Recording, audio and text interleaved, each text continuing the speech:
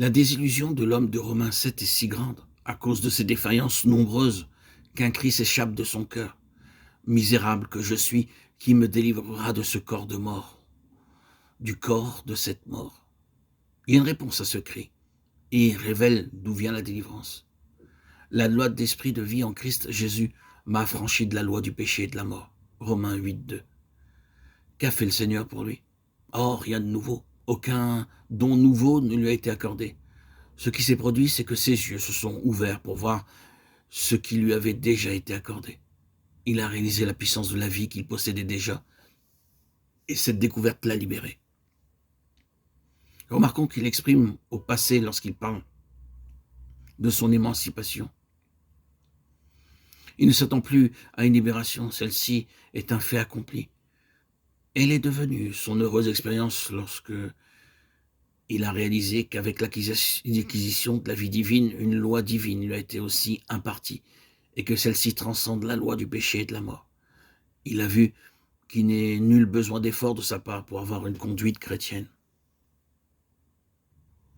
Car il possède la vie de Christ, une vie qui, à cause de l'essence même de sa nature, se manifeste par une conduite chrétienne. Oh, que cette vérité trouve place en nous, frères et sœurs en Christ.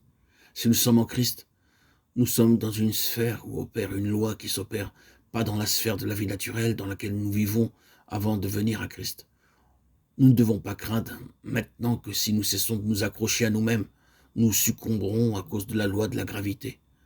Nous avons le sentiment que lorsque nous avons fait bien attention et avons veillé à nos paroles et à nos actes, nous avons bien moins déshonoré le Seigneur. Mais néanmoins, nous avons chuté bien souvent.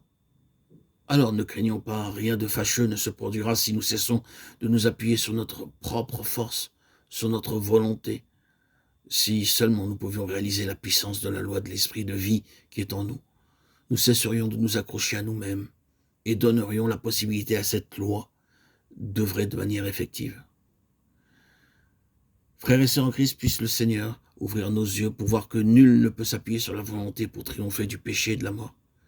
Car le péché et la mort sont gouvernés par une loi trop forte pour que l'homme naturel puisse s'en dégager. Béni soit Dieu, loué soit son très saint nom, loué soit Dieu, son nom précieux et puissant.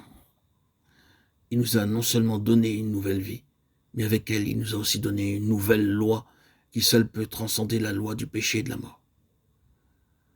Avant d'aller à Christ, nous étions morts dans nos fautes et dans nos péchés. Le problème d'alors n'était pas seulement le péché et la mort, mais la loi qui régissait le domaine du péché et de la mort. Nous n'avions pas besoin d'exercer notre volonté pour pécher.